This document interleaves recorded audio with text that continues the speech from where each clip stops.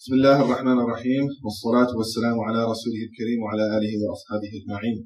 I want to thank the Al-Madinah Community Center for inviting us and having us here.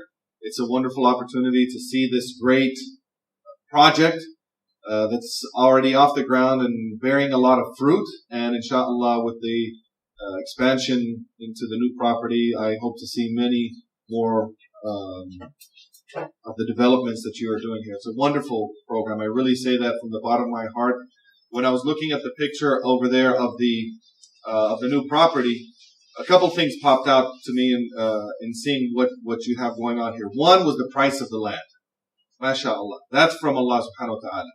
I told them in the Bay Area we can't even get a studio apartment for that much. 150,000. Literally, a studio apartment. So to see almost 10 acres of land. Then one of the things that we know about the Prophet ﷺ is that although he did not like bad omens, right? So all the ideas that we have now about black cats and walking in front of you or walking in front of a ladder or the breaking a mirror, all of those things, we reject all of that. We don't believe any of those things. But the good omens or a good sign, the Prophet ﷺ used to like that. كَانَ يُحِبُّ الْفَالِ الْحَسَنِ, a good sign. So when I saw on that thing, the first thing that popped out to me was the tree in the middle of the road. You seen it? And I said, wow, that looks just like the logo, which they told me was designed 3 years before that property even came on their radar. And the way the shadow's hitting the tree, it looks just like the roots in the logo. And you couldn't have planned that, right? So when you see something like that, you know this is the way I look at it, this is a fal hasan, a good sign. And Allah subhanahu wa ta'ala will send you good signs when you're doing good things. Just I like to do surveys, quick surveys. How many people at some point in their life were doing something and they felt, wow, this is a clear sign from Allah subhanahu wa ta'ala? How many people have felt that? MashaAllah, almost everybody. And that reminds us that this religion, this deen of Islam is a personal connection between you and Allah subhanahu wa ta'ala. This is yours and this is your personal relationship with Him. It's not something that we're doing just because my family did it or I was taught. This is between you and Allah subhanahu wa ta'ala. So, hani'an lakum, mashallah. This is a great project that you're in, and I've heard a lot more about the plans that they have for the new center and what you're doing here. And just walking in the hallways, it's really, you've done a great job. And I was sharing with some of the community members here earlier today. My father, may Allah have peace on mercy on him, Allah yarhamu, was about 20 years ago, in the mid-90s, he was telling me, he said, you know, Rami, we don't need any more masajid. We have masajid. What we need are centers where the youth can feel comfortable coming. And just walking through the hallways and seeing, and he used to say things, you know, just a place where they can play ping pong or games or whatever it might be, something where they can come in and be part of the feel part of the community without it just being the only relationship you have with this building is we only come in to make prayer, salah. It should be more than that. And you've got all of that and more here in this community. So may Allah continue to bless this great endeavor. So I was asked to speak about the topic of identity. And what is identity? What I'll say in the beginning is that if we were to translate the word identity into Arabic, what would we say? I'm going to pick on you because now they're picking on you since you started learning Arabic, right? Just joking. Unless you got a translation for it. No? Okay. Anybody else? What would be a translation? Al-Hawiyya. What's another one? Hawiyya is more like maybe, would you say like he has a strong identity or a weak identity? Would you say that? Hawiyya or Hawiyya da'ifa? Hawiyya is more like national identity, right? What if we were talking about identity of just like, who are you? Like my identity. Shakhsiyya. Okay? Shakhsiyya. That's usually the word that they're using. The word, but they're translating shakhsiyya from the word identity, which didn't really come into the discussions of the psychologists and the developmentalists until about the 1950s. So even this as a concept wasn't there in modern literature previous to that time. So really, what is it? What is identity? When somebody asks you, who are you? And you're able to give a response, your answer, this describes me and this is what I identify with. How did that process happen? So if we look now to two sources, the Quran and the Hadith, I'll start with the Quran. The story that I really like to point out that really shows the benefit of forming the identity is the story of Musa alayhi salam. And which story other than Musa alayhi salam is mentioned as many times? There's none, right? It's the story that's mentioned the most times. And everything that Allah subhanahu wa ta'ala does in the Quran, we have to reflect, why is He saying this? Why is He presenting this story? He could have mentioned the seerah of the Prophet Muhammad sallallahu alaihi wasallam in the Quran, right? But He chose to mention the seerah and so many stories and details of the story of Musa alayhi salam. So there's something there. We have to go in there and read it and figure out, what is the message here? Well, one of the many messages that we get, and just to give a summarized story of Musa alayhi salam, it's like I shared this joke earlier with the youth in their talk. Said there was two shuyukh and they were invited to have a dinner at somebody's house, and so one of the shuyukh wanted to distract the other one so that he wouldn't eat, and so the other sheikh could get all the food. So he asked the other sheikh, he said, "Ya sheikh, Yusuf alayhi salam. Tell us the story of Yusuf." Now, what's going to happen when he starts in on the story of Yusuf alayhi salam? Really long story, right? He said, "Basir, what did ba'u ligyu?" Boy got lost and then they found it. Bismillah. Let's see. So to give the story of Musa alayhi salam, we know that he was thrown into the river by his mother as a command from Allah subhanahu wa ta'ala. The Fir'aun took him into his household. What? اتخذه what? ليكون عدوا. He took him to be his enemy. This lamb is not lamb of sababiyya. It's not a lamb of like he took it in and was like, you're going to become my enemy. Here, let me take you in. No, it's a lamb of sayrura. What's going to happen at the end? The end result is that he took him in ibtida'an as a walad, as a child, to adopt him. But the end result was that he was the fall of the Pharaonic Empire. Musa alayhi salam is taken in. Nobody in the household can nurse him. And Allah subhanahu wa ta'ala had told his mother, "Inna radduhu ilayk." Right? We will return him to you. And his sister, as she was walking along, she followed them. She went to the household. She said, you don't have somebody to nurse him. I know somebody that could nurse him. Here's his mother. And some of the mufassirin said, Musa alayhi salam was put in the morning. By the afternoon, his mother was in the palace of Fir'aun as the official nursemaid of Musa alayhi salam. So when Allah said, we're going to send him back to you, just put him in the river, trust in us, we'll send him back to you. By afternoon, she was in the palace of Fir'aun in a time where he was slaughtering the children of Bani Israel, and now he has this protection, the Fir'aunic protection, and the mom is in the house. So his mom is back. Now, fast forward. Again, the summary version, the Cliff Notes version of the story. Years later, when Musa alayhi salam comes into the marketplace, and he sees two people fighting, one from Bani Israel and one from the people of Fir'aun. At that point, whose side does he choose? Bani Israel. How did that happen? He's raised in the household of Fir'aun. He's essentially a prince in the palace of Fir'aun. And yet when the test is presented, are you going to choose the people who raised you and took care of you? And later on, Fir'aun would remind Musa, I raised you when you were small. Like this is my fadl, my benefit that I gave to you. Musa, are you going to choose the side of Fir'aun and his people? Or are you going to choose who you are and your people and your deen? And you're going to choose. Of course, we know who he chose. But why did he choose that? Why was he able to choose his own people over the people that raised him when the time came for it?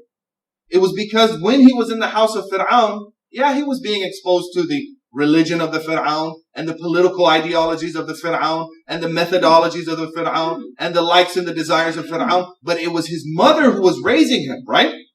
So she was teaching him the culture of Bani Israel, and more important than the culture, the religion of Bani Israel, which is Islam, Iman. She was teaching him that.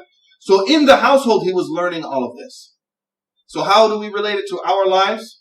As we're being raised in various institutions, whatever it might be, we have to remember that in addition to the societies that we're in, the families that we're in, the cultures that we're in, they're teaching us things. But at the point where we have to make a decision, do I choose my Islam and choose my identity to be a Muslim, or do I choose whatever Pharaonic system is now butting heads with that system? What do I choose? Do we have in our system, do we have the Musa? Do we have a mother of Musa alayhi salam who's giving us that identity development? That's the question that we should be asking. Now, when we look at the Sahaba, we see there's a number of different identities, right? Were they all Arab? No. Who else do we have? Some of the greatest Sahaba. Who were they? Salman al-Farisi. And who else? Suhaib al-Rumi. And who else? Bilal al-Habashi. And you see how those names just pop out of our mind and roll off our tongues? They're given a high status. And those three men, what's another common thing in between them? They're all non-Arabs. But what's the other common thing between them? What's that? They have a paradise coming for them. But what about in the past? They were slaves. And they were poor even after they were freed. But they were slaves. And in Surah Al-Kahf, when we read وَاصْبِرْ نَفْسَكَ مَعَ الَّذِينَ يَدْعُونَ رَبَّهُمْ بِالْغَدَاةِ وَالْعَشِيِّ يُرِيدُونَ وَجْهَهُ وَلَا تَعْدُ عَيْنَاكَ عَنْهُمْ تُرِيدُ زِينَةَ الْحَيَاةِ الدُّنْيَا. Who are those people? In the tafsir it says Bilal al-Habashi, Salman al-Farisi, Suhaib al-Rumi. The three non-Arabs, the three former slaves, the three people, poor people who would be in Ahl al-Suffa, rolling sometimes in pain out of hunger. He said, take your time with them because they're looking for the face of Allah subhanahu wa ta'ala in their dua in the evenings and the mornings. So we have different ethnicities amongst the Sahaba. Even amongst the Arabs, were there differences in cultures? Were the Meccans and the Medinas, did they have different cultures? The Meccan society, even economically, what was the Meccan society based on? Traders, merchants. And the Medinan societies, what were they based on? They were farmers. So you have a mercantile society, an agrarian-based society, which wanted to create different people and different cultures and different customs. And they're just, now by car, it's just a few hours away, maybe a few weeks travel by foot. But they weren't that far. They were both Arab. But they had different cultures. One time the Prophet ﷺ was invited to have food. And actually I've had the opportunity of having this sunnah, of implementing this sunnah. He was presented lizard, bub. Has anybody ever seen the desert lizards? Pictures of them? Big lizards? So they presented bub to him to eat. And what did he do? He said he prefers not to. Immediately those Sahaba are thinking, oh, what is their first thought? Is it haram? And that's how focused they were on every action that he did, everything he didn't do. They were focused on it. So he said, no, it's just not from my culture. I'm not used to this. Paraphrasing what he said. He's not used to it. So even amongst the Arabs, there was differences in diets and cultures. Different cultures in diet. Different ethnicities amongst the Sahaba. So when we say, what is the identity of a Muslim? We can't even look to Arab culture. Some people associate Islamic identity with certain things that are now modern Arab culture. But it wasn't the same thing. Modern Arabs have been influenced by other cultures, by the Turks, by the Persians, by other people that were coming into those cultures. So we can't define the Muslim's identity based on culture. We can't base it on food. We can't base it on a political, economic system. We see even amongst the Sahaba there was differences. So what do we base the Muslim identity upon? To me, when I reflect on this question,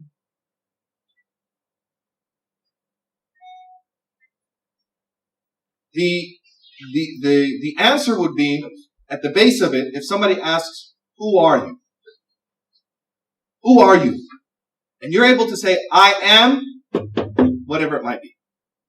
Now you might think, okay, my country, my culture, even within the countries that you're from, are all Egyptians exactly the same? All Moroccans exactly the same? All Pakistanis exactly the same? No, there's different cultures.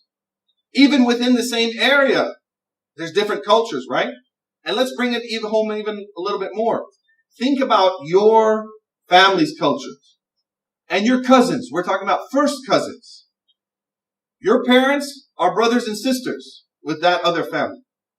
Do you see slight differences between the way your family is and the way the other family is right over there? Slight, subtle differences. But that's the culture. It goes down to the individual. Even amongst the same family, there's going to be different kids are going to develop different cultures. So we can't say that our identity is really based on the culture. Culture has an effect on it, but we cannot define that. We can't say, oh, I'm a Pakistani, I'm a Jordanian, I'm a South African, I'm a this, I'm a that, or I'm from this city, or I'm from that city, because that is so diverse and it changes so much over time. So what is the answer? That we can all, as the Ummah of Muhammad, what can we all say that we're all the same in? We're all human beings. So we have the human identity. We're not jinn, right? We're not, what holds us, the Ummah, together? Islam. So if somebody says, who are you? I am a Muslim.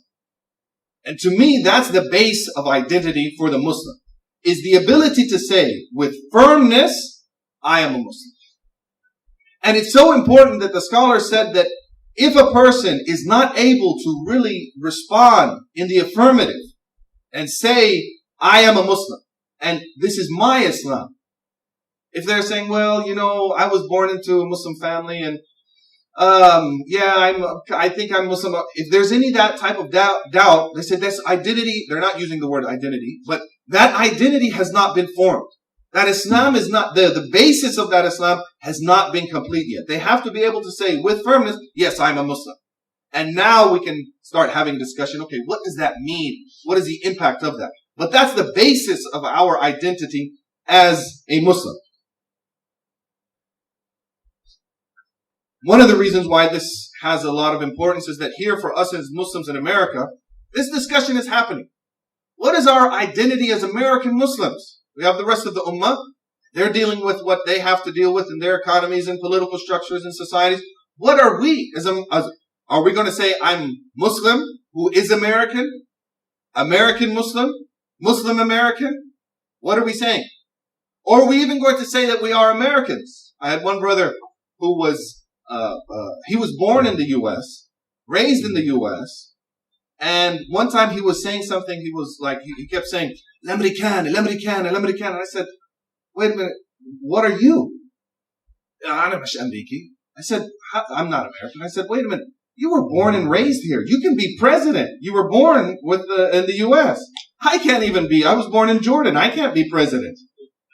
So why is it that you're raised in America and you're not thinking that I'm American? The Muslim tradition of nisbah, sometimes you'll see scholars and they'll say, Fulan al-Andalusi, thumma al-Maghribi, thumma al-Misri, thumma al-Dimashqi. Multiple ones. How did they start putting those titles? They said, Man aqama bi baldatin arba'a sinin. If you live in a country 4 years, nusiba ilayha. You can claim that as part of your nisbah, a part of your identity. Because in 4 years, you get a lot of the culture, customs coming out of that. So, if a person's going through, let's call it an identity crisis, that he's living, born and raised in America, and yet he doesn't feel comfortable enough to say, I'm American, well then something's wrong. What really is wrong? What is going on? We have to ask some questions to uncover what is going on underneath. And by the way, I'm talking now about certain things, but in the,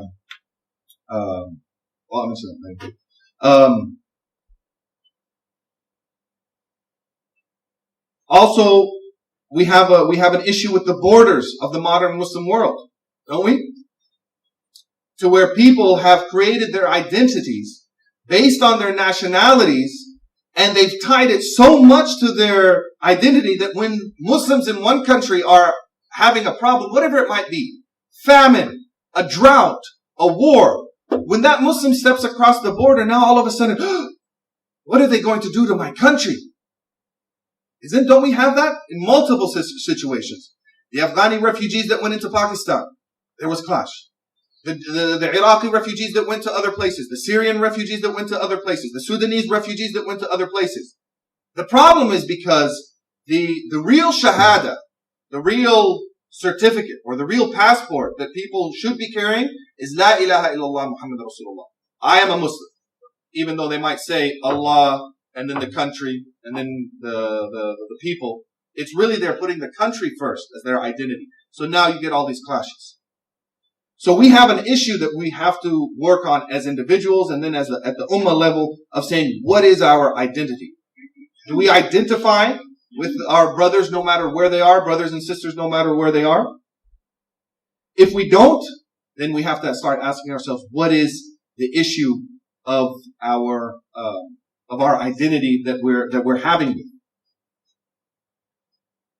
Now, after we decide, okay, our identity is based on Iman. So we're all the Ummah of Muhammad sallallahu alaihi wasallam equal at that level.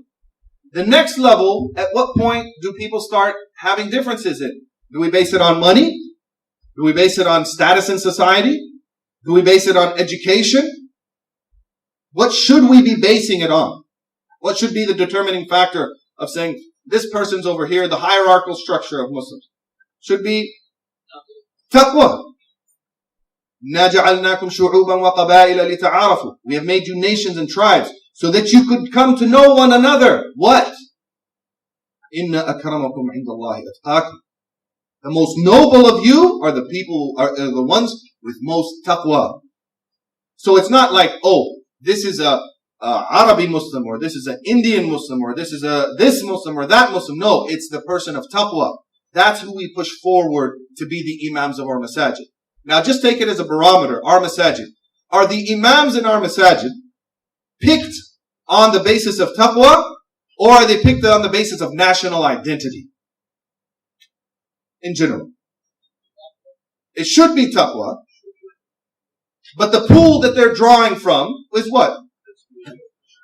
The Indian and the Pakistanis have Indian imams, the Arabs have Arab imams, the African Americans have African imams, and you rarely see a crossover. Sometimes you do. To me, that's something showing us in our society that we have an issue. That we're still identifying our Islam with our nationalities or with our cultures. Now, this is not to say that you might want somebody from your culture who understands the people and understands the subtleties to be your leader in the community. But it is, the question is, why is that happening all over the place? Why aren't there more exceptions? Why don't we see more African American imams in Arab predominantly masajid? Or Arab imams in a Desi predominantly masjid? Why isn't that happening? If we're basing our communities on taqwa, well then there should be, the hiring pool should be expanded. That's just one example. So we have Iman as the basis of our identity. We have then the development of that identity comes through taqwa, nothing else. How do we do that? How do we develop that? If we look at some of the modern literature on how development is influenced, there's about 4 main areas. The first is cognition. It's your ability to think, your mental capacity. Your education, your social, cultural experience, your culture, and then parenting. Those 4 areas. So as you're raising your Muslim children, or as you're developing yourself, realize that these are all influencing you. The way you think, your capacity to think, that's already predetermined. Some people have the ability to master higher sciences. Some people don't. That's going to impact you. Your education, the culture around you, and also your parenting. So now, as situations arise in your life, and you have to say, what am I choosing to be my identity on this situation? Who am I going to get married to? We might think it's a very individual choice. Yeah, I'll get married to this person. But it's determined by all of these other things. The jobs that we choose. The way that we raise our children. Most Muslims that are observant of their deen, don't they like to think like, oh, I'm raising my child as a Muslim, as a good Muslim child. Without realizing that there's all these influences on that person. And so even when they open up the Quran or when they open up the Hadith, the way they interpret these textual sources are coming through the lens of that. The way they were raised, the way their culture is, the way their education is, their ability to think is. All of those things. It's a lens. So what we have to do, work on, is start cleaning our lens. We're all going to have a lens. But clean our lens and constantly question and critique our understanding of our deen, our understanding of who we are as Muslims and how we're interacting with other people based on that. As a practical example of now, how can we do that?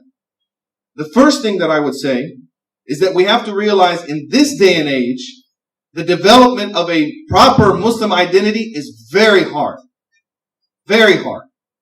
The proof from the hadith, بدأ هذا الدين غريبا. This religion started as a gharib, as a stranger, and then what? سيعود غريبا كما بدأ. And it will return to being a stranger. فطوبى للغرباء. So Jannah to the ghuraba. So then we know at the beginning of Islam, when we read the story of the Sahaba, when we read about the rocks on the chest of Bilal al-Habashi, when we read about the martyring of who was the first martyr in our ummah, Sumayya radiallahu anha. And that's why we chose her name for our daughter. To remind, when I introduce my daughter to people, I say, we have named her after an Ethiopian saint. Because sometimes they don't understand, I said, we named her after an Ethiopian saint who was the first martyr in our tradition. To show them, like, who do we hold in veneration? You find a lot of Catholics name their children Patrick. We know why they do that. Or any of the names of their holy people in their tradition. So we have to remind people, why are we choosing these names for our families? So they experienced that. But now if you fast forward to the times of Andalus or the other empires, the Abbasid empires, where there were awqaf and their freedom of religion and trade, was it easier for a Muslim to develop their identity in those societies than America 2017, Trump administration? It's harder now, right? So now we're in the age of the ghuraba, the strangers. But the Prophet ﷺ said, فَطُوبَى لِلْغُرْبَى, glad tidings to the strangers. So we know the development is difficult. And there's going to be a lot of issues. There's a lot of attacks on Islam at every level. Every level. At our theology level, they're questioning things. Why do you believe this? Why do you believe that? They're questioning it on our moral issues, some of the cultural issues. And if you haven't seen this, has anybody heard of this organization called Yaqeen Institute?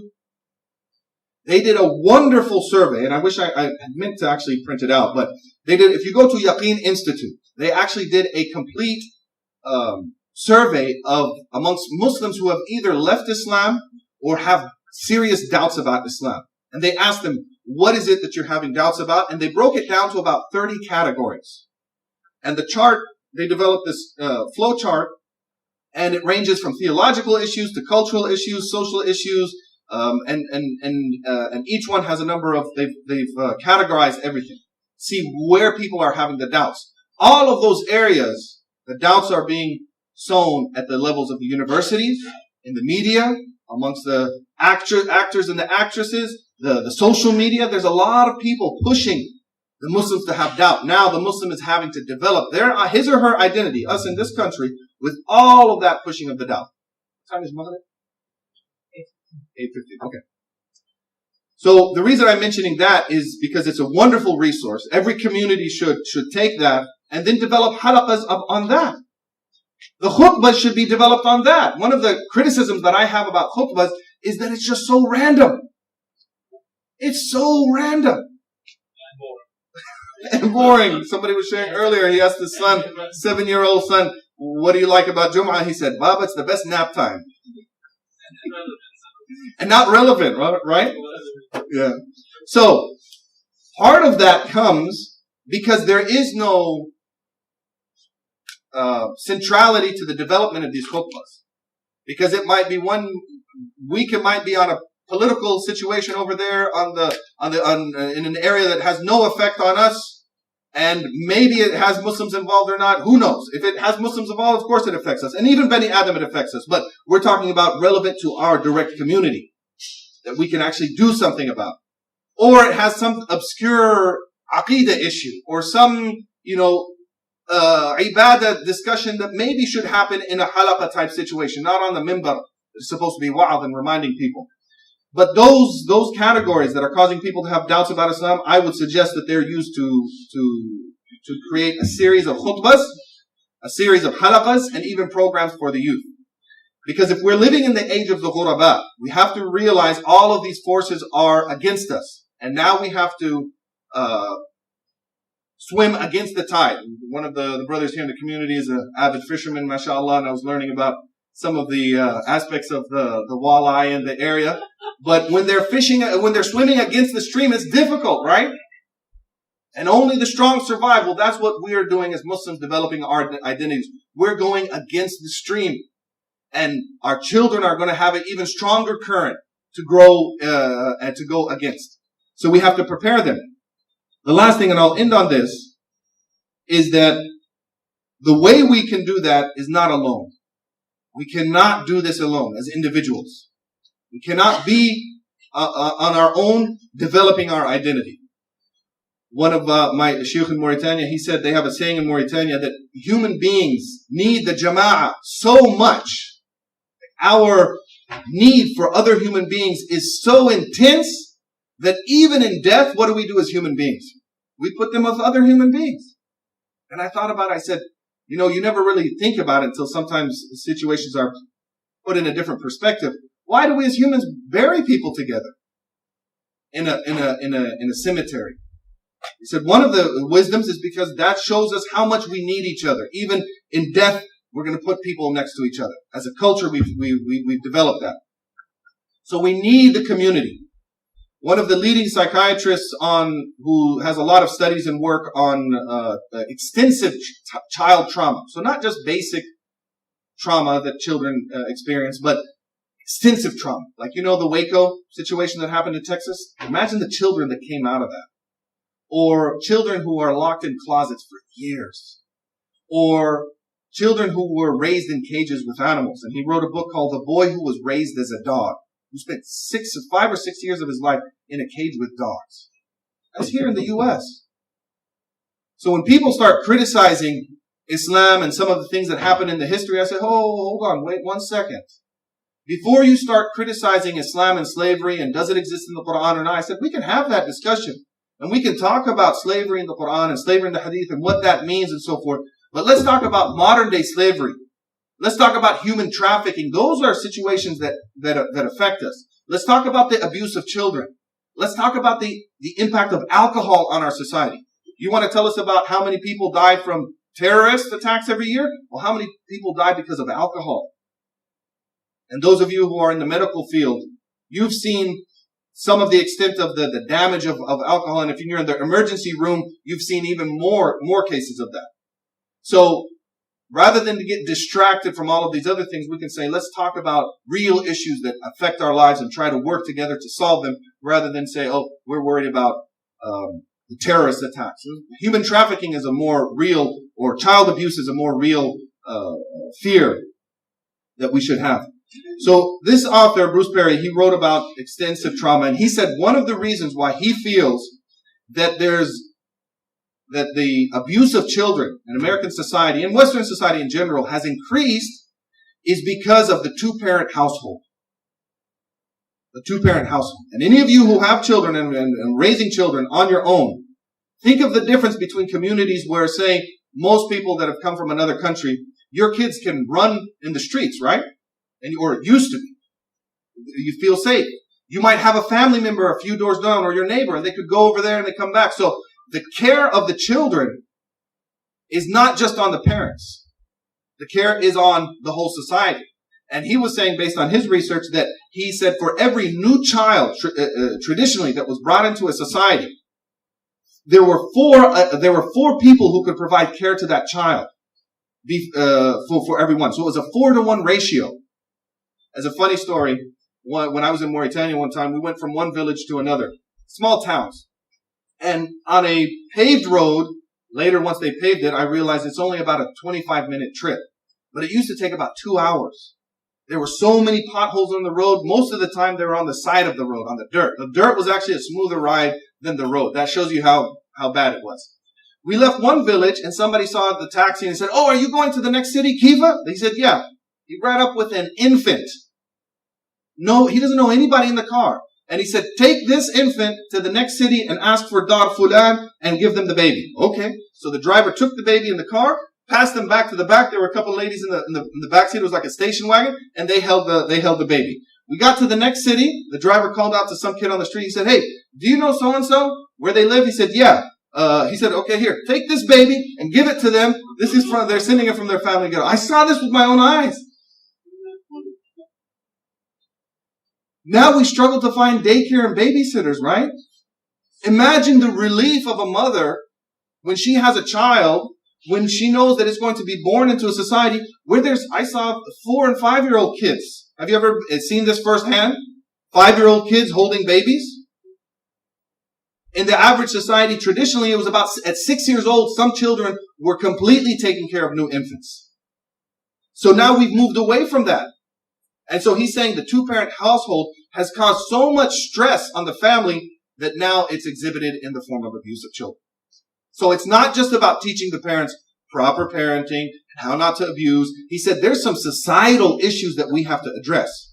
The reason why I'm ending on this is because the idea of extended families and integrated communities are very important for the development of human beings.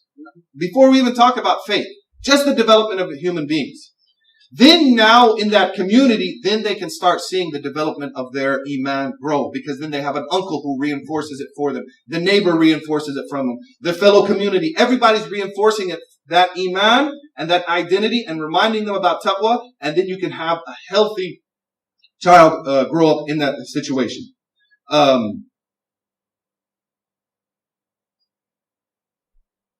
So I'll end on that, and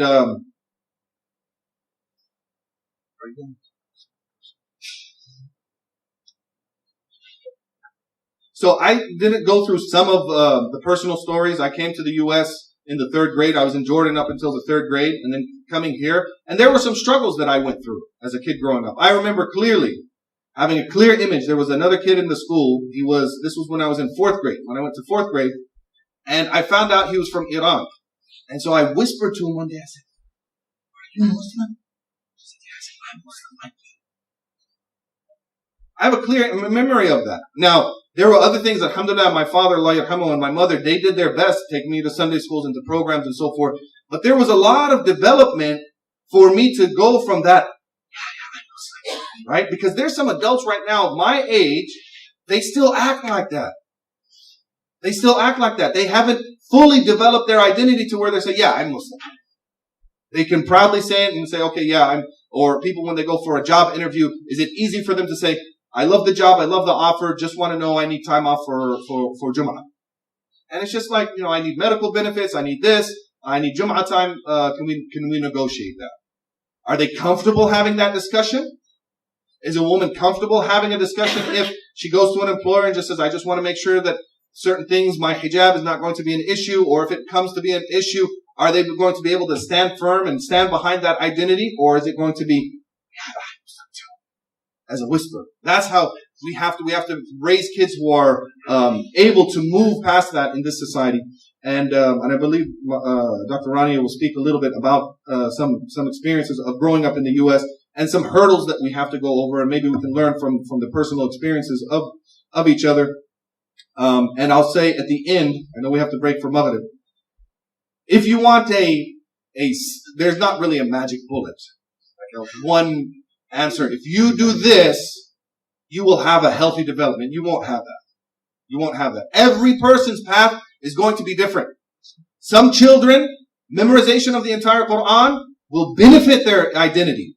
Other people, all they need is Fatiha and Ikhlas, and then now they work on feeding the homeless. That's how they develop their identity. I'm just giving 2 examples. Everybody's path is going to be different. And part of your job as the individual and the fellow community member or the parent is to make that decision. What does my child need? And to me, I call this the art of ijtihad. I'm not talking about ijtihad of deriving rulings from the Quran and Sunnah and saying, fi ra'yi, I think this is what the hukum is. No, what I'm talking about is once you know the hukum, we see what the ulama have said about this matter. What is the ruling about this?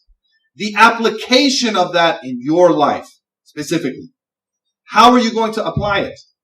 Somebody might walk into the masjid and he or she doesn't pray. Somebody who doesn't know him will say, "Oh, you need to get up and pray."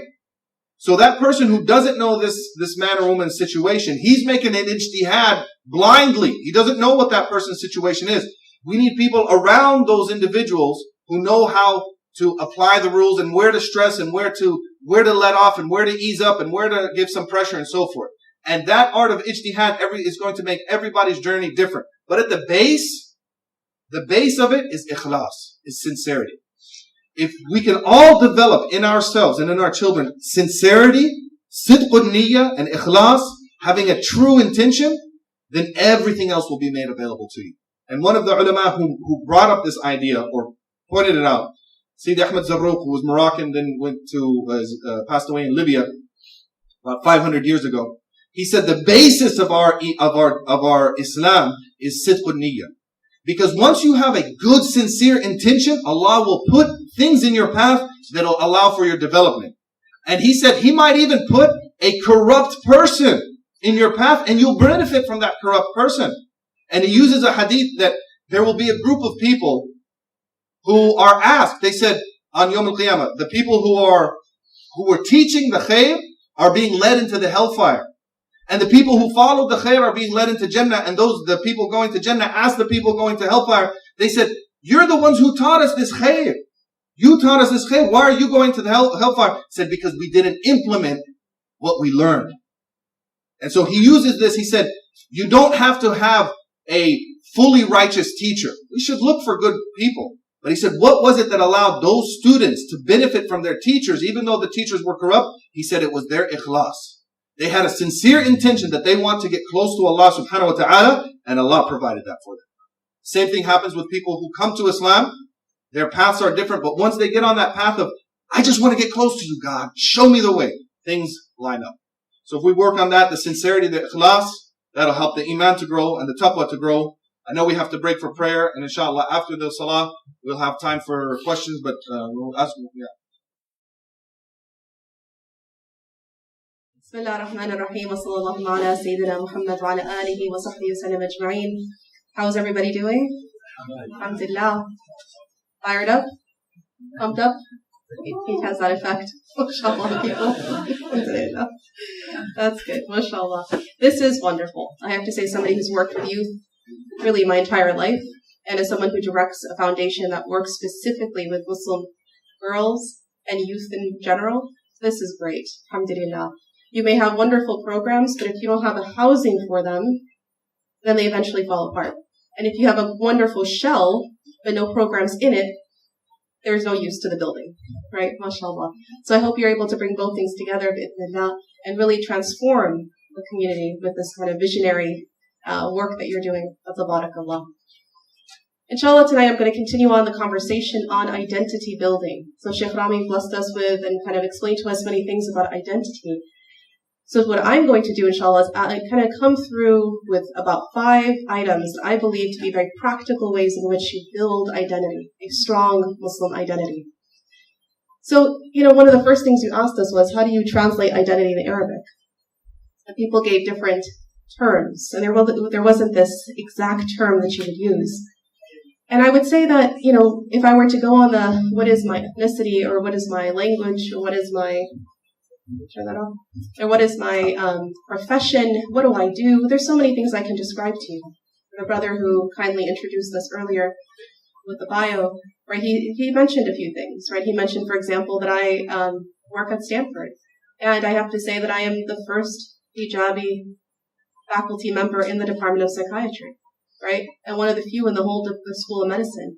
And to be honest with you, like most, can I ask how many physicians are in the room right now? Yeah, a few hands. Alhamdulillah. Most hospital systems in America run on Muslim doctors. The hospital doesn't run unless there's Muslim doctors as part of it, right? Except for places like Stanford. There are very few. Very few. And the entire time I was in training, I'd wear my white coat, my hijab, and literally, and I'm not talking about the patients, I'm talking about my fellow physicians. I'd walk by and they'd kind of do this thing. Kind of like, what is that? What does that mean? To them they couldn't even conceptualize the hijab plus the white coat. It was so kind of stark and really bashing every single stereotype I might have had as a Muslim woman, about Muslim women. And so I could tell you that that's my identity. But really, it's only one little tiny piece, right? I could tell you that I direct a clinical center, and that's nice, alhamdulillah. Or I could tell you that I work in psychiatry, and that's really working with the Muslim community specifically as it relates to their mental health issues and all the difficulties and stigma and taboos that come with that, right? It's a difficult field, subhanAllah, because our community is so young for it. I could tell you that I teach at Zaytuna, right? And that's a part of my core identity, right? That I teach Islamic law, and I have studied this at the hands of wonderful scholars when I was studying in Syria. May Allah grant Syria back its safety and security. I mean, but all of these are more like jobs. They're not really a core identity. In fact, if I wanted to say, if you want to define identity as what you choose your career to be in your life, right? When you retire, what happens to your identity? Are you still a physician? Are you still a professor? Are you still a mother? A wife? We hope so. So all of these things are part and parcel of a person's identity.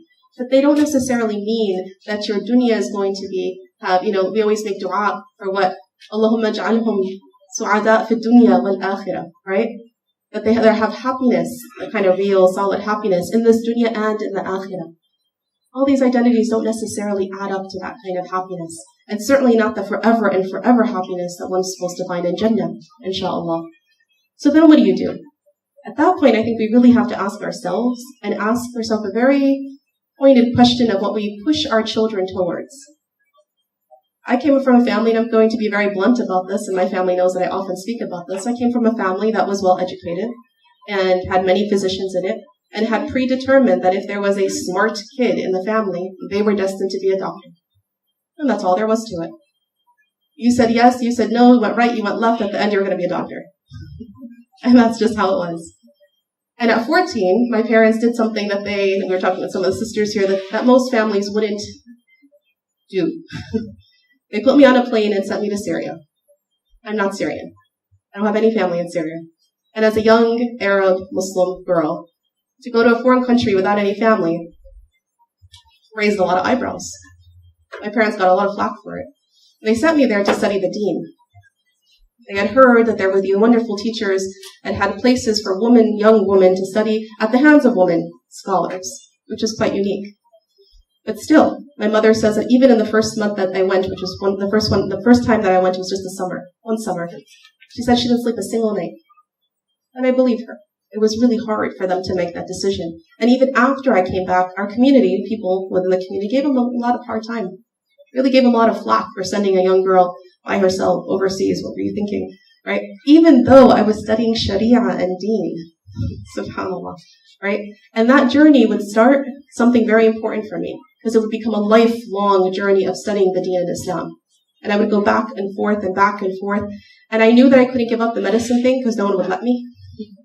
So I did a parallel study. All through high school, then college, then medical school, then into residency, I would go back and forth to Syria and continue my studies. Never once did I ever think I'd be sitting in a place like this, at a seat like this, speaking about the Deen and Sharia and teaching it one day at a Muslim college. It was a personal journey. But alhamdulillah, Allah subhanahu wa ta'ala blessed it to become a journey that then could benefit others as well. But back to the concept of identity. That identity of becoming a strong Muslim and owning Islam for yourself comes from specific different places. And there's 5 in particular that I want to go through. But you see, if it was just about pushing our kids into the best fields, medicine, engineering, right, various STEM fields, and I say that as someone in the fields. I can say this, I can talk the talk because I walked the walk, you see? And I can say this because I've been there. To push our children just in these top fields doesn't necessarily mean they're going to be happy. In my medical studies, in my field, I've seen many a Muslim that walk the deep end, right? And I've seen many a Muslim in other fields too. So is that truly, maybe they had dunyawi success, they had things and stuff, but did that mean that they were truly solid Muslims? Did that mean that they were truly grounded in this Islam? Not necessarily.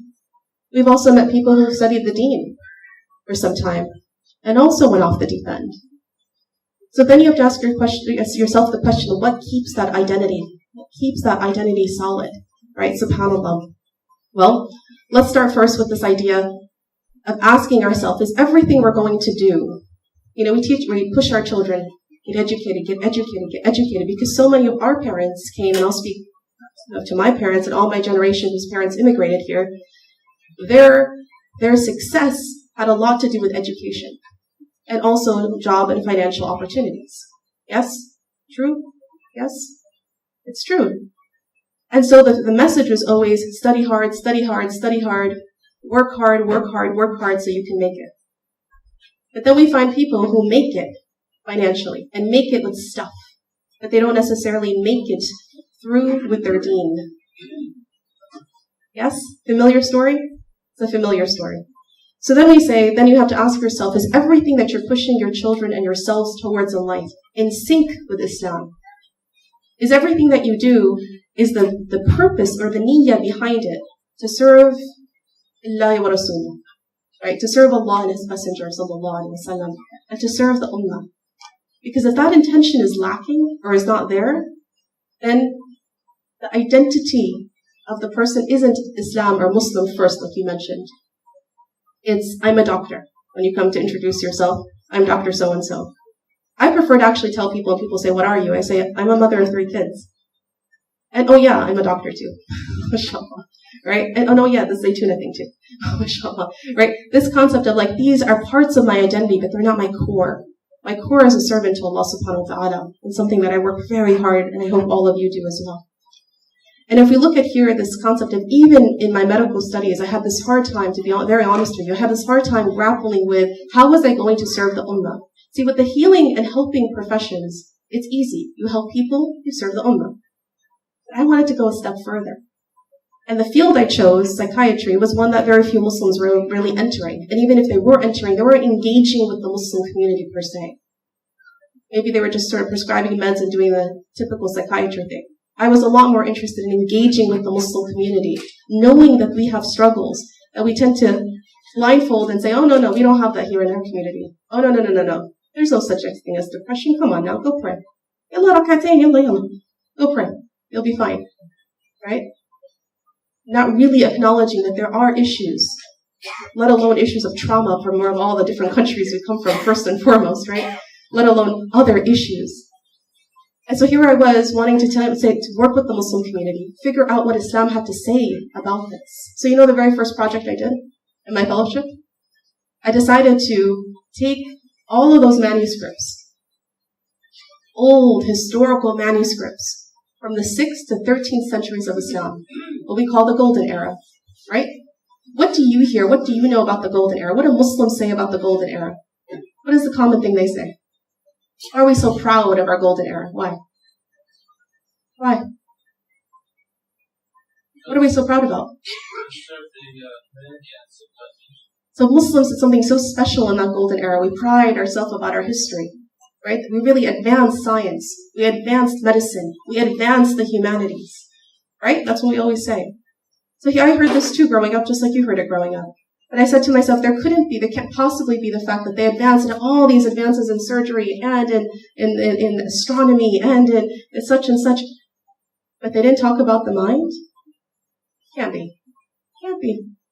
So what did we do? We went through 125 manuscripts, medical manuscripts from the Golden Era.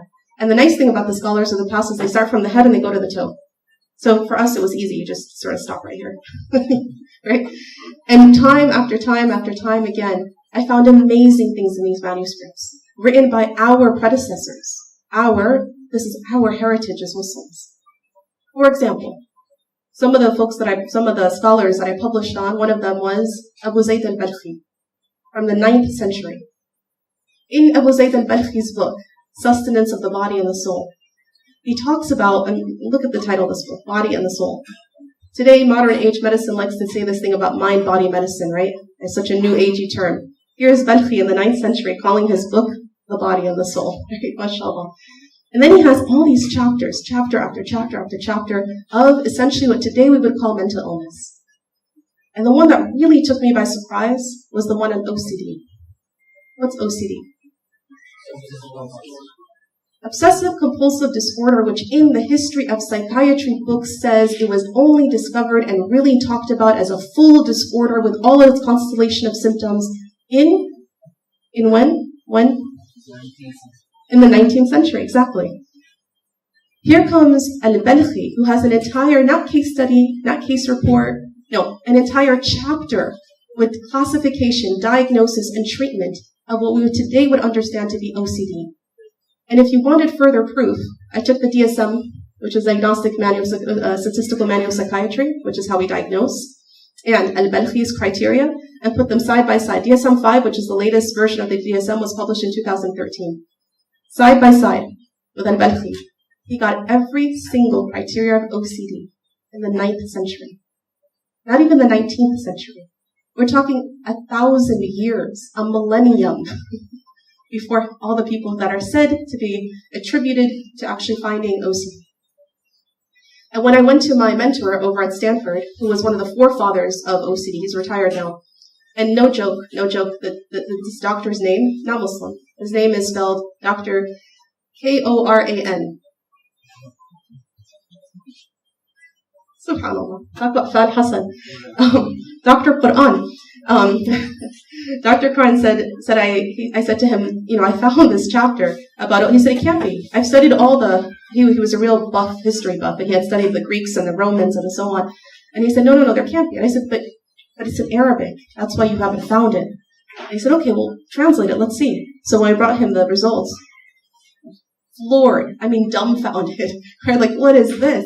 And so you have to publish immediately, right? And when we sent it to the journal, and if anybody who's published in medical journals knows the difficulty of the peer-reviewed, blind, double-blinded studies, how difficult it is to publish in medical journals. It was accepted like that, without any revisions of anything. They wrote back and said, what is this? This is amazing. And they were so kind of taken aback by it that it took them a few months to get back to me. I thought, Akid, it's rejected, for sure, right?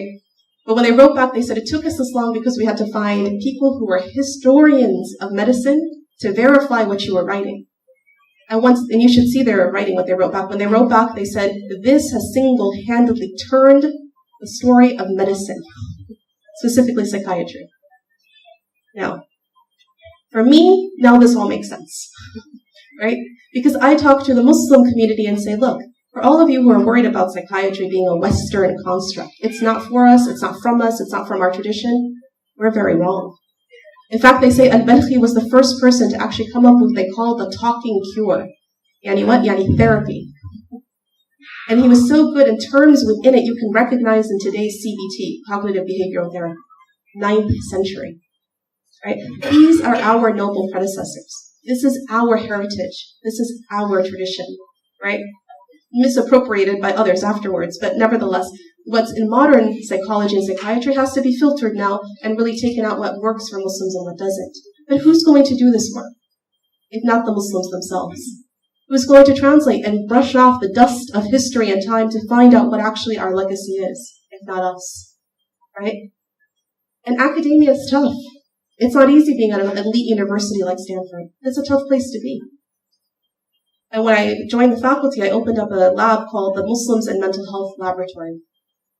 So it's a research laboratory that has 8 lines of research that run through it, one of which is the classical, the historical line. And then we have all these other lines of research as well, looking at Islam and mental health. That kind of work, right, needs Muslims. And it needs Muslims that aren't going to just say, hey, I made it. I made it into medical school. I made it into my residency and fellowship where I wanted to go. Now I'm a doctor and have all this wonderful extras, and I'll give some charity to the masjid. Sorry, it's just not going to cut it. It's not good enough, right? It may have been good for earlier generations that build institutions like this, but my generation onwards, that's not good enough. We are standing on the shoulders of the elders of our community that build institutions. But us, we need to take it a step further and actually start figuring out what Islam says and what we're going to go. Because you know what? In the Bay Area, we are in California, super liberal. Stanford, super liberal place. All things go. Everybody's welcomed. Everybody, whatever you want to be, you be. However you want to dress, you dress. Whatever you want to say, you say. We have to accept you. That is the concept in California, right? And here, I'm saying that as Muslims, we have to have identity in which we know how to take a stand on things. Look, you're my fellow human being. I love you for being a fellow human being. And I respect you and you respect me. But here is where I draw the line in what I believe in and what I don't. What I agree with and what I don't. I take a stand.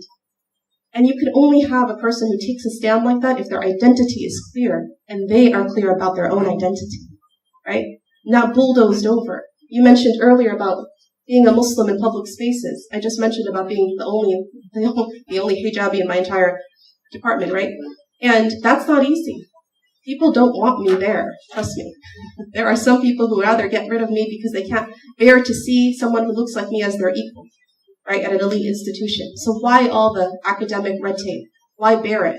Because I feel that having a platform, wallahu ta'ala alam, of having a platform like that at an elite university, where you can then publish and write and train and mentor the next generation, in my case of physicians, right, who are going to have and understand what Islam says about my field, which is psychiatry.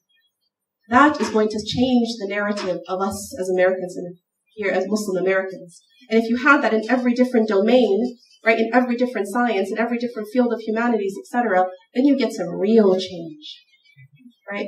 You don't end up with just the social media, the activists on social media, what I call social media warriors, right? This, hashtag this, and hashtag that, and hashtag the other thing, right? While all of these things are good for awareness, what are you doing about it? What are you doing about it? Right? Really. You're actually working with prisoners, with Muslims, the forgotten sector of our Muslim society. Completely forgotten. Right? You're actually doing something about it. I'm working with youth and I'm teaching and I'm working in a field of psychiatry which nobody wants to touch. Right? Doing something about it. Yeah? So if you're before you start hashtagging and posting your next thing on Facebook or Twitter or sending out the next message, ask yourself before you comment on that, what are you doing about it? Right? Before you run your mouth, but it's more like type your messages. Truly. And you figure out what this is, because honestly, at the end of the day, all of these things come down to your identity and how solid it is as a Muslim or not. I'll tell you what else.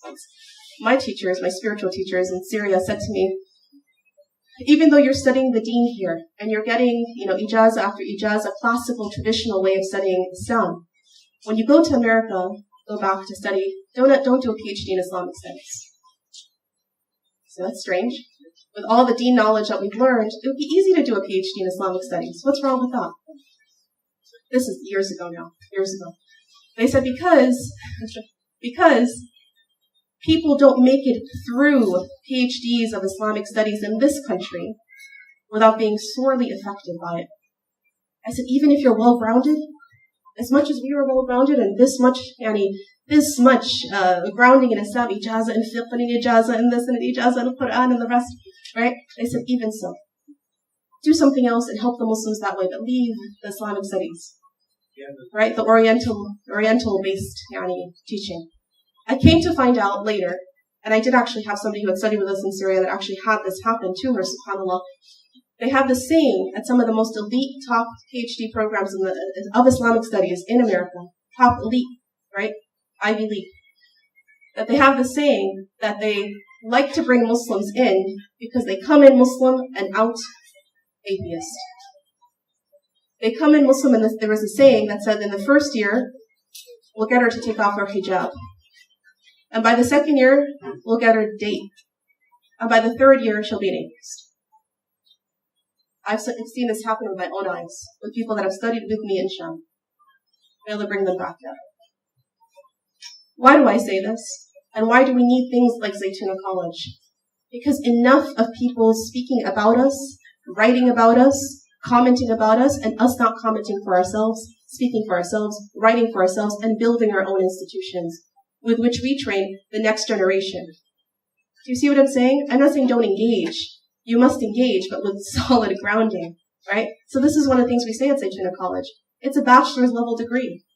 These folks will go on to become doctors or engineers or lawyers, or maybe they will stay in Islamic studies. But they have a bachelor's that's based in Islam that is a solid understanding of Islam from which they can go do anything else they want to do. Do you see what I'm saying? Built by us, for us. Yeah? By Muslims, for Muslims. The reason is that for any of you who attended Islamic study classes like I did, Islam 101, right, at the university, and even though, alhamdulillah, we had Dr. Jackson at the time, Allah bless him and preserve him, still, I remember having clear arguments and fights with some of the top Orientalist-based professors in my university about things that were just totally, I couldn't believe they were even saying these things. Really, one time, sometimes I would just tune them out because it was so, annoying. And one time, one of the professors had the audacity to say, oh, and women in Islam, he would always say these offhanded comments about, women in Islam this, women in Islam that. And one time he said something so ridiculous. It was like, women in Islam, you see there's such a big differential. Even when they come to do dhikr, the women don't use a masbaha. I was like, where's this guy? The rosary, the prayer beads. And underneath the desk, I was so, tired of them that I would take out my masbaha and I would do just to get through the class. And I just looked at him and I pulled my hand out with my masbaha and I said, excuse me?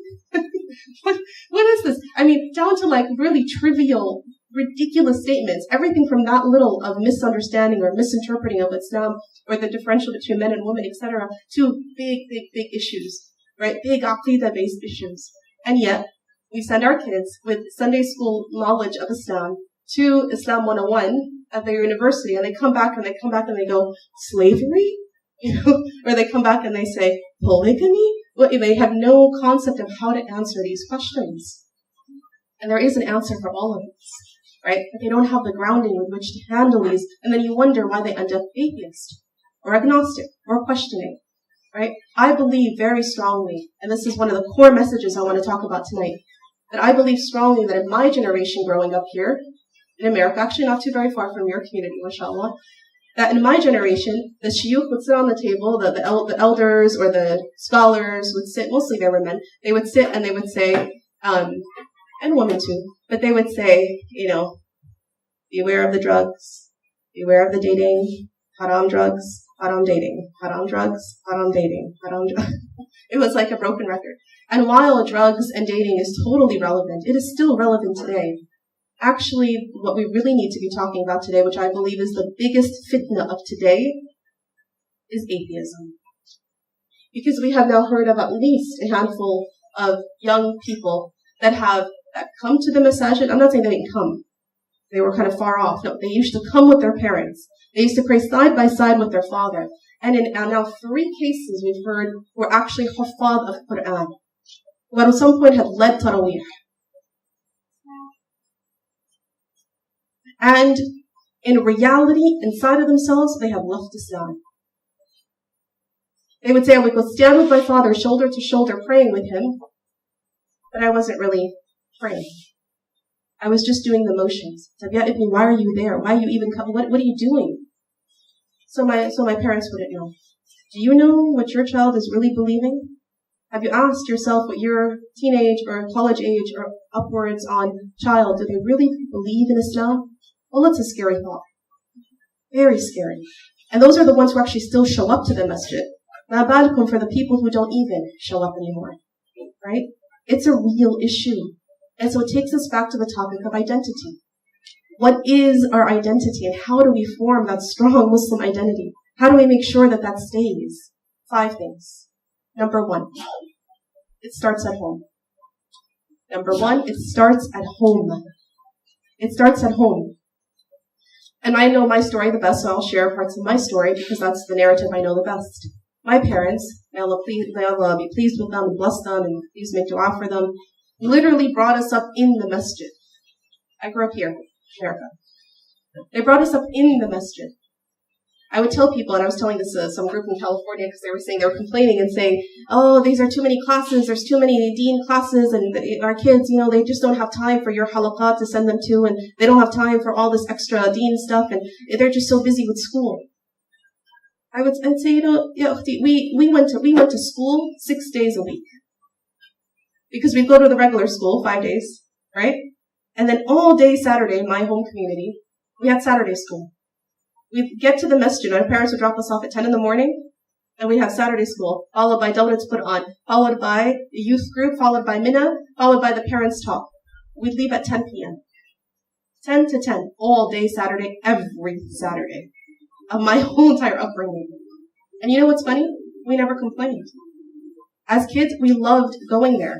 Because even though Arabic school sometimes was a drag, but the reality was, afterwards, you had your friends to play with, and the guys had sports, the girls had some sports, and also had other activities, and so on with the youth groups, and so literally we were in the masjid.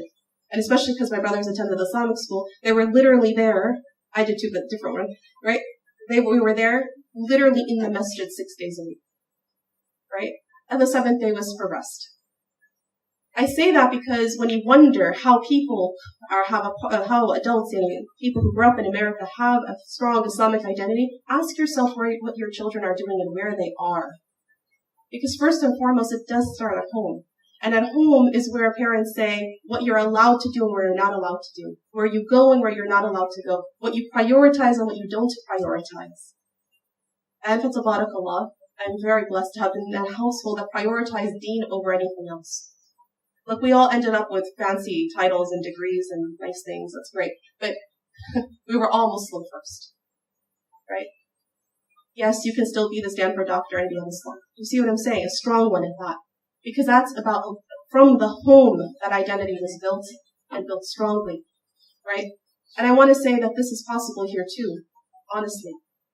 Because you all are here tonight because you care. You're all here tonight because you want this for your families. You're here tonight because you want this for yourselves. And so I was one of those young sisters sitting in the crowd over in Michigan, Franklin community, just like any young sister who's sitting in the crowd today. Fast forward 20 years, I'm on the stage talking. That can be you. There's no difference between you and you, right? Other than your intention to actually pursue this and your parents' allowance of such a thing, inshallah. Number 2, after parents. And by the way, when I got to Syria, one of the things they told me, I would always thank them and thank my teachers every time I was leaving. And I don't want to leave, and I miss you so much, and thank you so much for everything you gave me.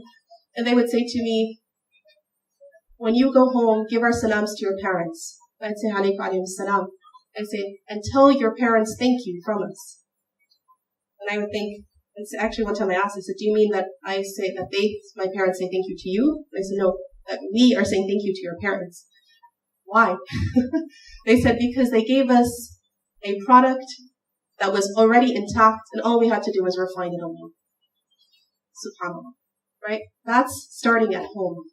What the cake, the batter of the cake and the cake was already, it's khabaz, right, at home. And they just needed refining and icing and decorating and all the rest. Do you see? And that's what I'm hoping will come out of your homes and your children, inshallah. So at home. Number 2 are institutions or programs. Institutions or programs, like where we are here today, subhanAllah. Because again, if you didn't have institutions, where are you going to send them? So again, we thank the older generation for actually putting their efforts and their finances and their thinking and their so on into the institutions, which that will last, inshallah, the next 50 years. But who will run them? Right? It's the next generation. Right? If they know how to run such a thing. So institutions and programs. With that Arabic that I learned in Saturday school and through my Islamic school, with that Arabic, fast forward years later, I'm translating the medical text and making medical breakthroughs. Right? SubhanAllah. Do you understand? Things that we didn't even think were such a big deal. I don't just mean Quran. With the Quran, I was able to go to Sham and receive my ijazah bit-tajweed. Alhamdulillah, tabarakallah, right? That came from the Arabic of being here in America as an American kid. Yeah? But more, even another step from that is all the work that happened. That was the basic Arabic that was taught at the Arabic school. So I ask people, where are your Arabic programs? Is Arabic not, and I don't mean the colloquial Dariji kind of language. No, I mean the actual classical Arabic.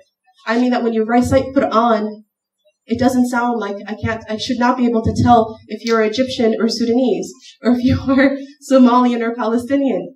Right? Or I should not be able to tell these things. You should recite it properly with tajweed. Where is that? Right? And the Egyptians get mad at me because they're like, what's wrong with saying gah in our Quran? There's no of the ashar qira'at that have gah in it. Mashallah, that's what's wrong. But tabarakallah, right? Then number 3 is community. Number 3 in identity forming is community.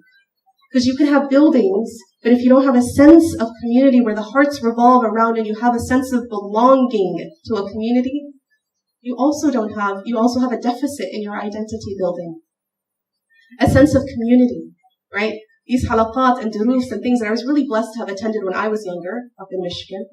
And when I arrived in California, I didn't find a single class for girls at all. Nothing. There was literally nothing for women and girls. Now I could just go, boo, boo, boo, boo, boo, boo. And whine and complain and whine and complain and whine and complain. Or, you roll up your sleeves and you get to work. Look, I was in my intern year of residency, for those of you who are physicians and understand what that means. At a top university that was very competitive. And I looked at my 1-year-old daughter, Sumaya, and I said, in just a few years, she's going to need some halaqa or dars or something. And there's nothing. With all the grandeur of California and all the great name, big shuyukh that are there was literally nothing for women and girls.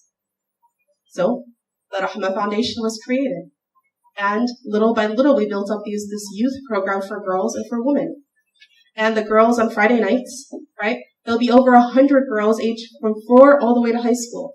Our frogs and bunnies and our rainbows and our busy bees and our rosebuds and our high school girls. Those are the names of the halaqats, right? Each of the girls. And they're themed halaqas, right? And they're so excited to come to the masjid. I can't tell you. Parents tell me that if the parents they have a wedding, they have an engagement, they have a azuma to go to something, and they have to miss one of the Fridays, the girls will cry so hard, literally dabdibu, so that they can go to their girls' halaqah. That's how much they're attached to it. And why people ask me, why start at 4? What does a 4-year-old know? And I say, no. The frogs and bunnies, which is what we call our 4-year-olds, is where you start. You build this, literally have puppets called Froggy and Bunny, and you build moral character and understanding from that age. Because those frogs and bunnies get so attached to coming on Friday night to the masjid that guess what? They can't wait to become a rainbow because they see the next group and they want what the next group has. And the rainbows can't wait to become a busy bees and so on and so forth. And it's a mentored halaqah system for the girls. And parallel to this, I'm teaching the mothers. Why? Because my teacher said to me one time, I said to her, oh, and the rosebuds, we're doing such and such. The rosebuds are our middle schoolers. And she said, oh, Allah, that's so nice. Where are the rose hips? And I said, the rose who? The rose hips. The parents. Because whatever you teach the children is not going to stick unless it is enforced at the home by the parents. So the women's halaqas were born. Right? So parallel to the girls, the women are taught. Community. That people come to a place and they feel belonging. That they know it's there. And honestly, if it's not built, roll up your sleeves and start building. And if it's being built, in the process of being built, roll up your sleeves and help the process. Wallahi, next time I come, inshallah, I hope that when I come, that I see the majority of the faces in the audience are younger than me. Where are the young ones who are going to build this next generation? Do you see what I'm saying?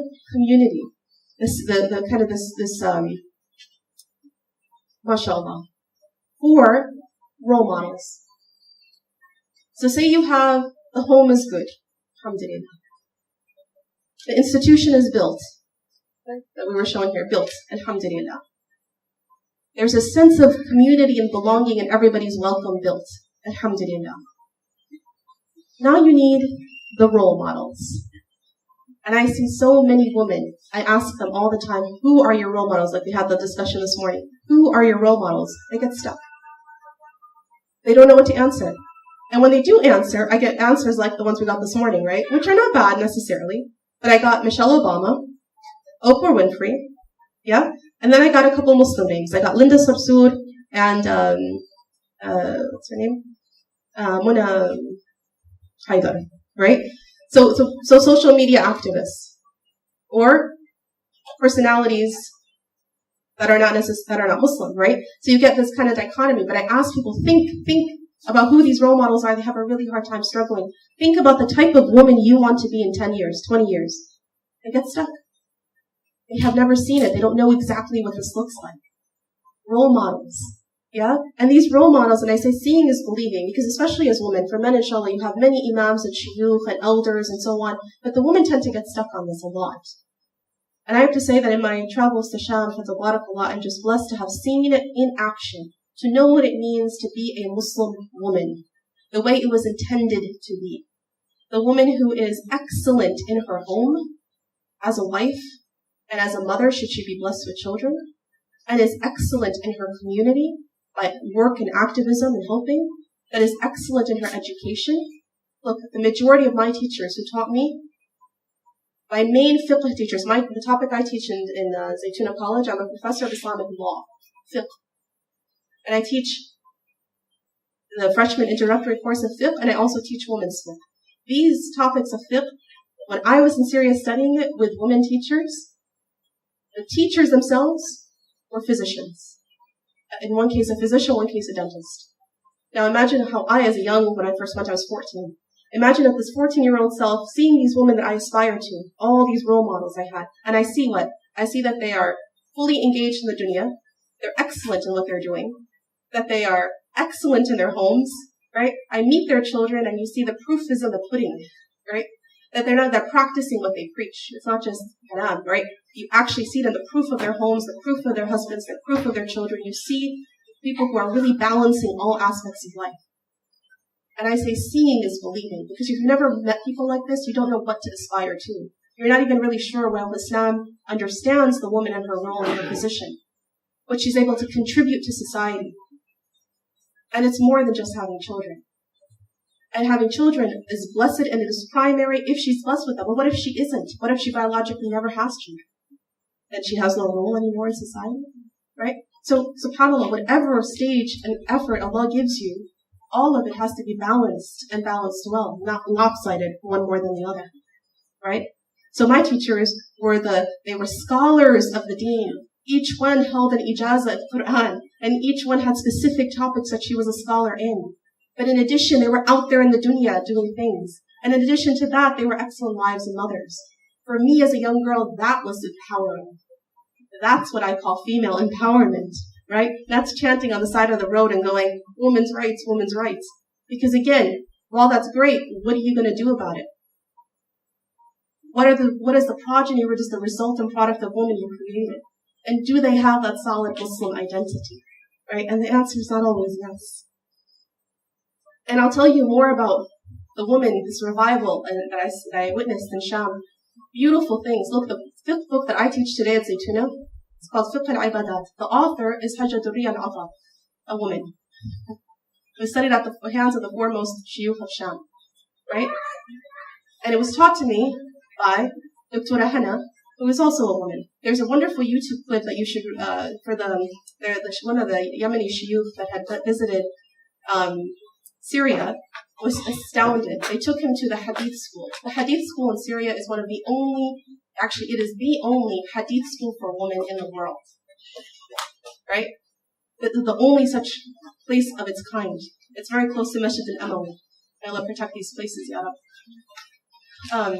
And when he went there, he was just astounded. The first thing they presented him was a book of Sira. And he was a scholar, this Shaykh is a scholar of Sira. And he had read all the books of Sira, all the classical texts. I mean, he is a scholar of Sira. And so they presented him with this book of a lady named Samira Zayed. And he read through this book. It's originally a several volume book and has an abridgment of 2 volumes.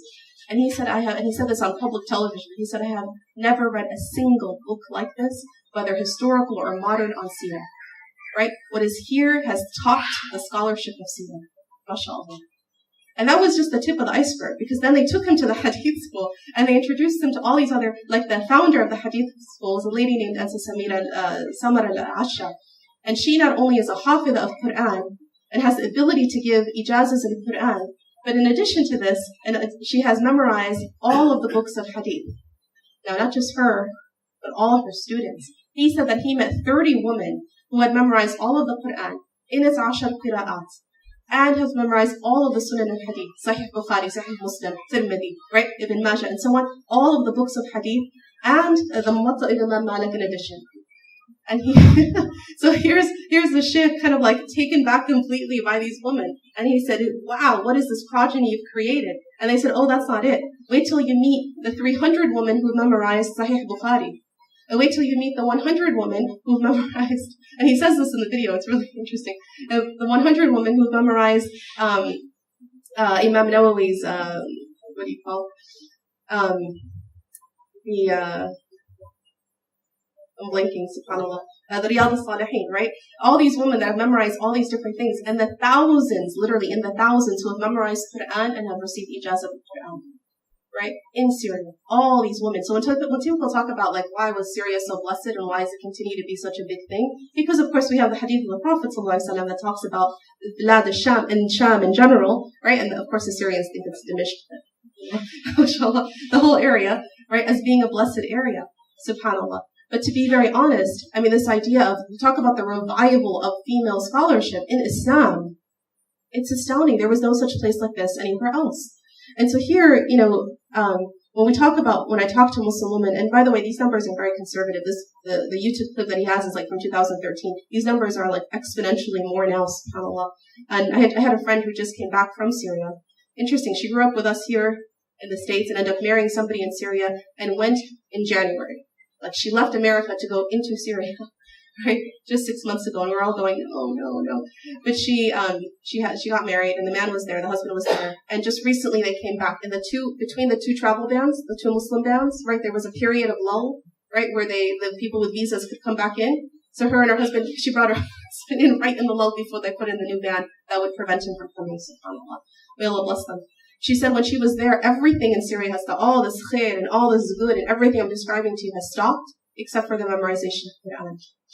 The Quran continues to be memorized, subhanAllah. And I say to myself, Ya Allah, people have bombs literally falling on their heads every which way, and they're continuing on with the memorization of the book of Allah. And that is something that Allah has promised about His book, that it'll be mahfuz, right? Right? Fisudur, like it's always going to be there. And that's the importance of memorizing Quran, because they may take the books away, but it will never leave the hearts. If people continue to memorize, subhanAllah. And when I heard that, I said, Ya Allah, here we have complete iman and shelter, and who's memorizing Quran? Right? Who's really putting that effort? May Allah bring that, inshallah, in your new center. You have true, hifz of Quran happening there.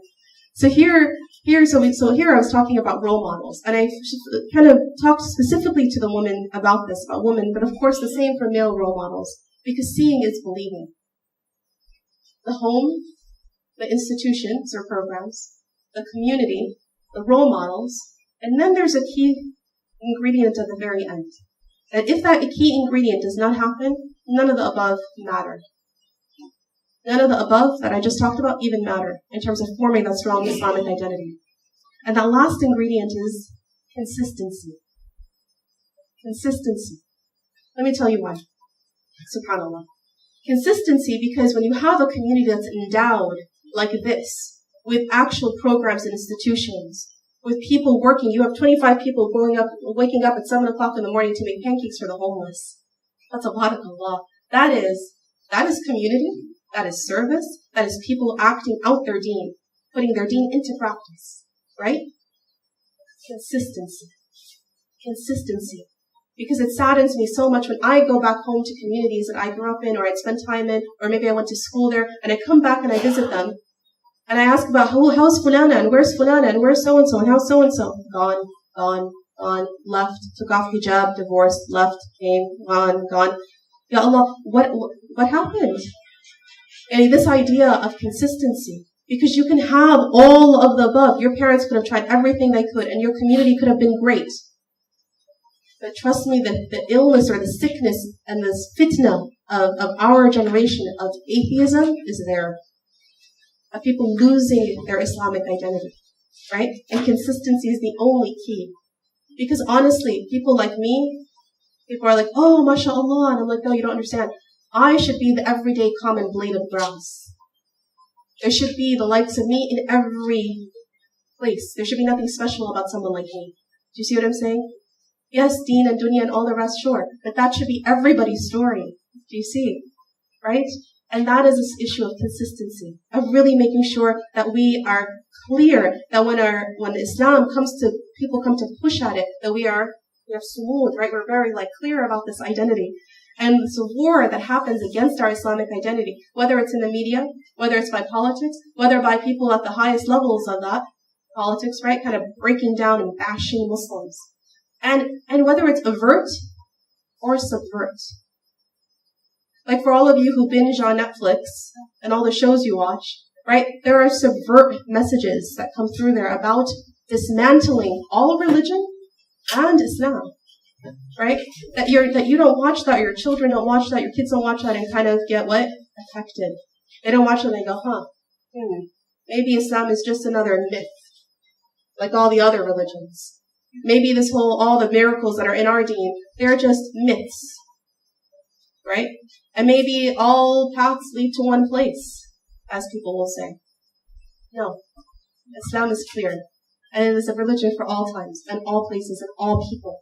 And because of that, our fiqh has a rigidity in it, and we have flexibility in it too, right? And to understand what your deen is coming, really, to understand what this really is.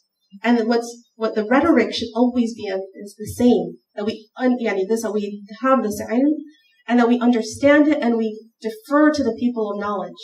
You mentioned something earlier, Shaykh Rami, and I'm going to reiterate because I think it's really important. One of the reasons for the lack of consistency, Allah Ta'ala alam, one of the reasons for this is that we have people, especially those, and I know I have a lot of people in the room who understand Arabic and who read and write Arabic and feel that they truly understand Arabic. So I'm opening up a can of worms, and I'm acknowledging it. But are people who say, I understand the Quran, it's in Arabic, and I read Arabic. I understand Hadith because I'm an Arab. I understand this and I understand that, and my opinion on the matter is kaza. Do you know if somebody did that to me as a doctor? Came up to me and said, Dr. Awaad, I think you should prescribe it like this, with this many milligrams, and this dose, and this is what you should do, and this should be your treatment plan. What would be the very first thing I would say to them? And who are you? What medical school did you go to? What residency? Who trained you? Are you board certified? Do you practice here in the U.S.? Who are you? Yet when this happens in this discussion of deen, everybody has an opinion. وأنا في رأيي كذا. وأنا أعتقد إنه كذا. You know? Really, it's interesting to me. We wouldn't dare do such a thing in the field of medicine, or any other field for that matter, and question and push against its professionals. People that have the fancy certifications that say they are a doctor or whatever, right? Well, there are professionals in the deen too. And here's what I say, if you wish to sit on the table and have that discussion, then you're welcome to, but do the work. Study it. Actually engage in scholarship, and then have your opinion from within scholarship. Now, I may not come out of this room intact because people might attack me by the end of this, mashallah, but I want to say that if you want to engage in scholarly tradition, our deen welcomes that, because anybody can engage if they are certified, right? And if they actually have studied it and been certified in it. I mention this because I do believe that this is one of the pieces of a lack of consistency, that everybody has an opinion on Islam, and everybody has an opinion about every mas'ala or opinion out there. And then our youth and ourselves, we get confused. We don't know who to listen to, and we don't know what the rule is exactly, and there's so many things out there. And it's true, ikhtilaf ummati rahmah, right? It is the differences amongst us is a mercy to us. But those are ikhtilaf decided by the fuqaha and the scholars themselves, not by the general public. But if the general public is welcome to sit on the table, should they also study and engage in that level of scholarly discussion? Right, subhanAllah. So then you start to understand why it is people have hesitancy in their deen. It comes from this, one of the reasons is for this level of lack of consistency, right? Look, there was a study, switching gears really quickly here, and we'll end soon. There was a study by Nude Kids. Anybody know the little kids books called Nude Kids? Very cute. So the authors, the founders of that book, were with us in California for some time. And one of the founders of it, she did a study on the Muslim identity in our youth. And she went to Muslims in Islamic school and Muslim kids in public schools. And she interviewed them, and she had a series of questions to ask about their Islamic identity. Here are the numbers. Here are her results. She found that 1 in 3 children didn't want to tell others they were Muslim. 1 in 3 children. How many children do each of you have? How many children do each of you know? Between our room here, just collectively, we close the doors and we counted how many children we all have amongst ourselves, right? 33%, 1 in 3 of your children, of our children, are going to feel uncomfortable saying to others that they are Muslim. 1 in 2, meaning 50%, said that they didn't know whether they could be both Muslim and American. They weren't sure. And we just talked about if you've been in a place for 4 years or longer, you have the right to call yourself part of that country. Yeah? MashaAllah. So we are all Americans. Muslim Americans. So they are the kids, 1 and 2, and half of them didn't know whether they could be both things. And 1 in 6 children went as far as pretending that they were not Muslim. Literally pretending that they were not Muslim, changing their name, changing their this. If their mom wore hijab, they tell her to drop them off really, really far away from the soccer field so nobody saw the mom with hijab, etc. Embarrassed of their Islam and their Islamic identity. This is what her research showed. Now, in private, she had a conversation with me later, and she said it was so interesting that anecdotally, what she was finding as she was doing these studies, anecdotally, is that when she interviewed the kids, and she said there was a clear distinction between kids who went to Islamic school and kids who went to public school.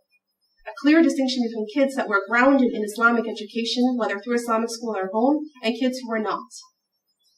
And she said, and this is not necessarily published, but she said it was happened so many times that she made a note of it, that in her study, that the children whose moms wore hijab and whose dads had beards were much more comfortable and solid and confident in their Islamic identity than the kids who didn't have that. So think about that. Because it's not easy. It's not easy wearing a beard for a man, and it's certainly not easy wearing a hijab for a woman. But think about the impact it's having on your children. Think about, when you think about forming an Islamic identity in your children, somebody asked me, are you going to talk about real, tangible ways in which we build that identity in our children? Yes.